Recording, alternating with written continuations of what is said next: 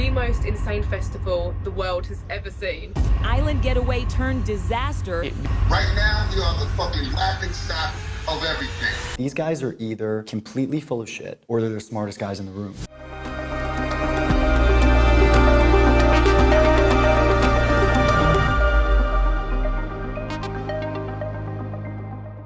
Yo, yesterday I put out the video on how Canada West had not paid their athletes yet. It had been a month or so, July, August, September, 2 months since they had finished up the competition. They emailed all of their athletes saying that there would be a payout schedule, a quarter of which would be paid on September 30th, a quarter of which would be paid on October 30th, and the remaining half which would have been paid on November 30th. Because I just talk in my garage and I can make a video and get it out there as soon as possible, I beat the morning chalk up to the punch. This morning they put out an article titled, "Athletes Await Payouts from CanWest Games Delayed Until Undisclosed Date." They've got a quote from Jack Farlow which says that, "I appreciate what CanWest is doing for CrossFit in Canada, but at the same time, this is wild." And you want to know what's even more wild? The comments section on that post. I've had a couple of people reach out to me, names of which will remain undisclosed, but when you have a comment on a public forum like a section on a post by Morning Chalk Up, it's free game. Speaking of free game, I keep on doing this where I'll make the whole video, and as I'm going over it, which I do now, I go over the video before I post it. A couple of comments on the Morning Chalk Up that I didn't see the first time around, but I have had messages that have backed this stuff up, which is that the Canada East Games is kind of being used to pay for the Canada West Games, and you can see that in comments like, "Said to win the Elite Team RX division at the Canada East Games 2 weeks ago. After a $600 entry fee, they were awarded with a crappy medal." And then another one right above it which says, "Maybe this is why it costs $600 per team for a poorly attended and somewhat poorly organized Canada East Games. A sad black eye for what is otherwise a strong and vibrant Canadian CrossFit community." Suzanne was told the same for the Canada East Games. Canada East Games is no better. All these issues with the Can West, and yet they still went ahead with the Can East Games about a week ago. Are athletes with that having the same issue? The answer is yes. From undisclosed and unconfirmed sources, I have heard that they are run by the same people, and the same people are unable to pay anybody. So this entire video is on the Can West Games, but as you can see, not just through the stuff that I'm talking about, but through the comments on the Morning Chalk Up post, you can see stuff such as, "A few weeks out from the Can East Games, a gym owner received an email asking to push the athletes to sign up or there would not be an event due to lack of registrations."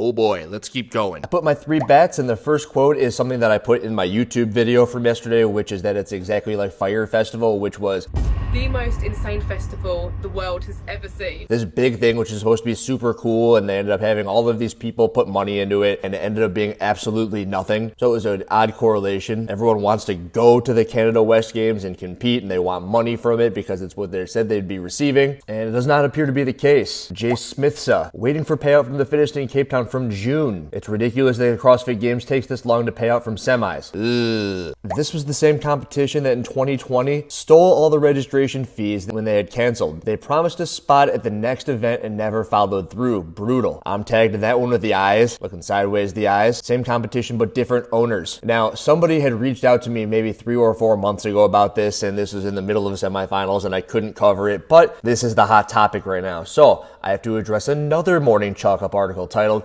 "New Can West Games Organizer Addresses Disgruntled Athletes Angered by Losing Their 2020 Registration Fee." When the 2020 Can West Games were canceled due to a global pandemic, the organizers of the British Columbia-based event emailed the athletes who had already paid their $220 Canadian registration fee plus the $30 online qualifier, informing them that it would not be possible to give everybody a refund. Their explanation: if 3 out of 10 people requested immediate refund, Can West will go bankrupt and there will not be a 2021 or any future event, which when looking at this in hindsight, potentially that would have been a good thing because this wouldn't be happening present day. That being said, qualified 2020 athletes were given the option to keep their spot for a future event without having to requalify. I have been informed by a handful of athletes that that also is not the case. They did not keep their promise on that one. They announced that much of it had already been paid for, non-refundable, like the venue, athletes, swag. I hate the word swag. It reminds me of those like 2004 turn my swag on, turn it up videos, you know? I don't know.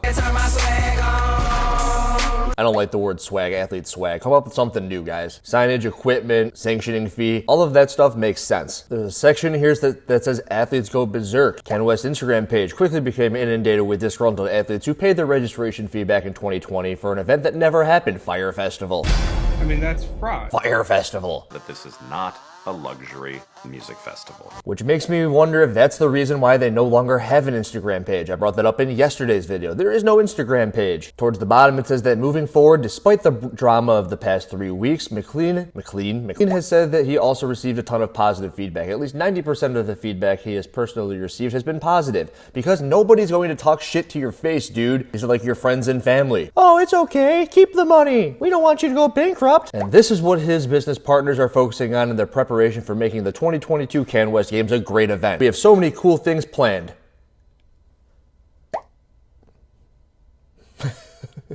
We think it's going to be really cool, and it's going to make Western Canadian CrossFitters proud. All right, well, I've always thought that the way that you make people proud is by following through on what you said you're gonna do. I'm gonna go ahead and pump up my buddy really quick, and if you wanna talk about being proud, this past weekend the Crash Crucible went on. JR Howell's the one who runs that thing. I've since spoken to JR, and what he did is he paid out all of his athletes on the spot. They had the big checks on the stage, right? This is just for pictures. Gives them little checks once they get off of the stage, and he said that he was able to see half of them mobile deposit it while they were still in the fucking venue. And I understand that the first place prize of the Crash Crucible wasn't $15,000. Prizes went $5,000 for first, $3,000 for second, and then $1,000 for third. But you tell me, would you rather be an athlete going to compete at the CanWest Games where you said you're going to win $15,000 for first, $10,000 for second, $5,000 for third, and then not receive your money possibly ever? Or would you rather receive a check the second that you step your ass off that podium? And the reason that all of this is possible is because of something like third grade math. Third grade math says that if you want to pay out $25,000 for a competition, you want to have that put away. You want to have that ready to be given to the athletes. Or you don't make the promise saying that you're going to be paying out that amount of money, because here's how this works. Even if, let's just say, CanWest says we can't make this happen, but we're going to give you half. Do you really think that the Chandler Smiths and the Annika Greers of the world who won the CanWest Games are still going to go and compete at the CanWest Games? In the same light, if JR Howell had a competition where it was $30,000 for first place, maybe you pull in like the Ricky Garard, Roman Krenikovs, maybe they travel around the world to go compete and take money away from Luke Parker, who was a stone's throw away from the competition. He's like, okay, I'm going to drive my ass over to Crash Crucible and I'm going to take that $5,000 check. That's what Luke Parker does. And it makes sense, right? But then you've got people like Chandler Smith who need to travel, stay in Canada, hasn't received his check yet, and it's all because CanWest didn't have their ducks in a row. And I understand that the whole business aspect of it isn't third grade math, but it's something that's happening across a whole bunch of CrossFit competitions. And there's a comment in that Morning Chalk Up post section that says, the result of being really good in PE but not being good in math. Exactly what I said yesterday, which is that a lot of these affiliate owners open it up because they want to help people, and then they have no idea how to run the business end of it. And then they end up burning themselves into the freaking ground for the next couple of years. Now, Canada West, in my opinion, I think that you've kind of fucked yourselves over, because in 2020, I know there was the pandemic, and some people feel as if that's an excuse for you guys to keep the money, and then you make a quote, if we were to give 3 out of 10 people back their money that they paid us and didn't get anything for, we would go bankrupt. Well, you didn't go bankrupt then, so what does that say about now? You don't have any freaking money to give anybody right now, is what it seems like. And these comments, everyone's saying, call your lawyers. I said, oh Lord Jesus, it's a fire.